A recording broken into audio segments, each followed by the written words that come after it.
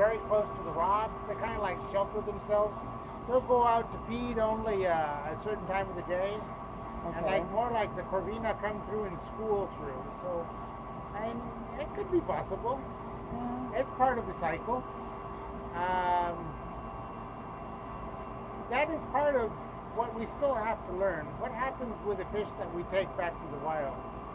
We do know for a fact that we have had recaptures. We've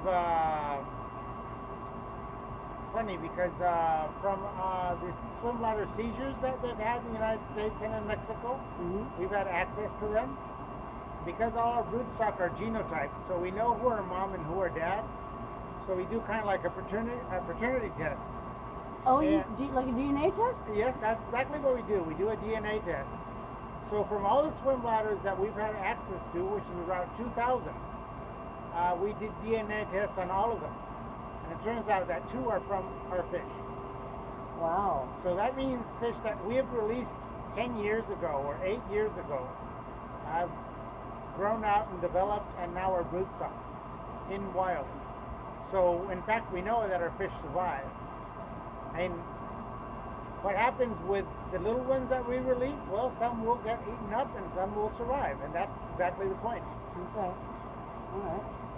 Can we go up top and Let's go look at the let's go look top. at the top. Let's see. Wow, look how big you are, guy. Yep. Let me see. Come back here.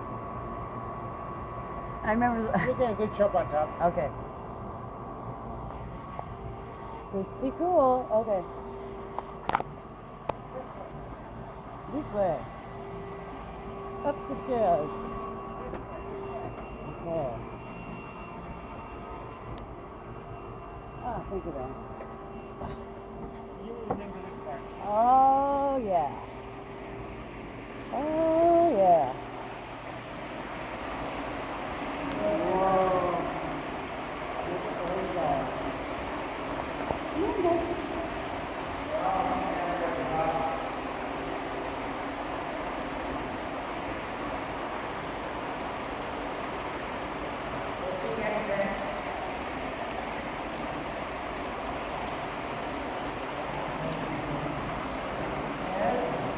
Yeah.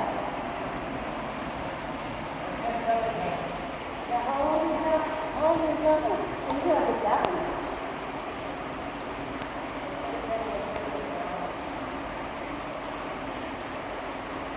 Wow.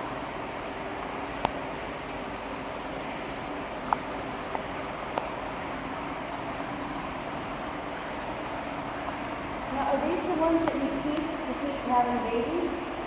Yes. Okay. Oh, actually, that one that has a double tag on it, Yeah. that's already been spawned. I have to do that. Okay.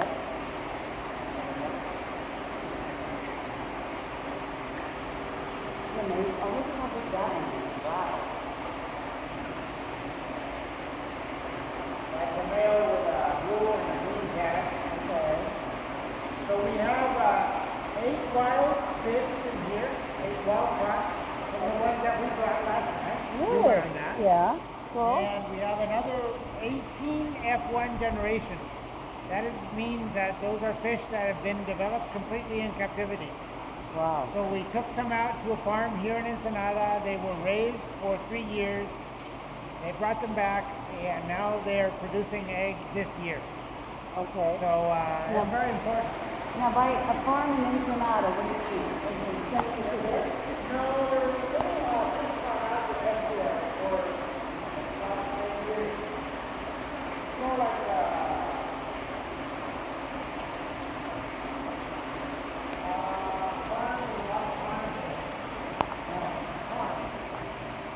shrimp plant.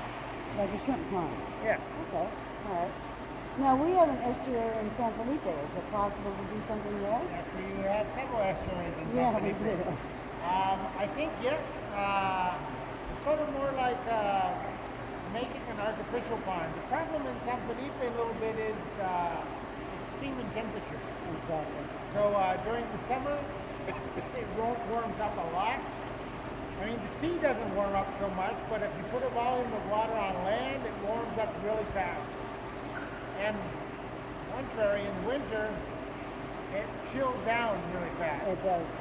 So I think it is possible to do it on land, but we have to have very good water source.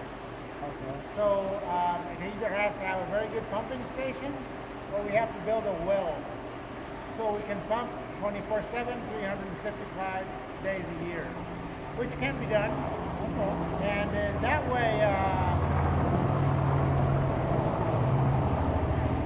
this can definitely happen. I think there's two ways of going about it. Doing one is pond culture, and the other is using cages in the sea.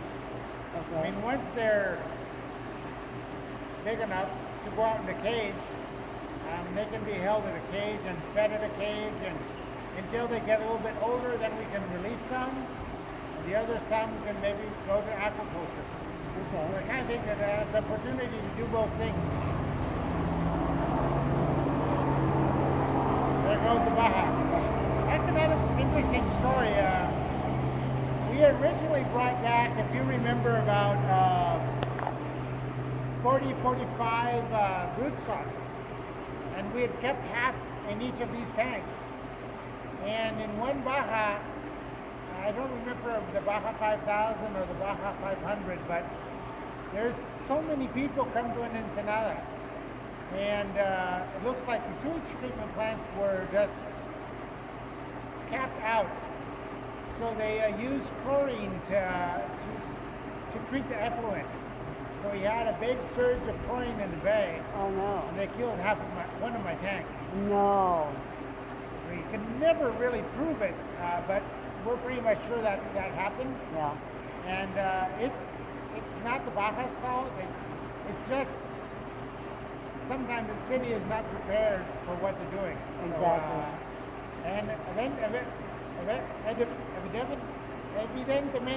Okay. Evidently. we were not screening our intake. And so Oh. now every time we have a big event, so like the Bajas, or we have Score. Rosa Rico, any big event, we make sure to monitor our intake, so water is clean and everything is right. Cool. So how do you feel how do you feel about the governor, Vega, coming to San Felipe for the drop? So that was great. Pretty impressive. I think it shows that he has interest in the livelihood of the species and sport fishing and fishing itself. I think it gives this hopefully a different kind of scope to it. And I really hope that within this coming year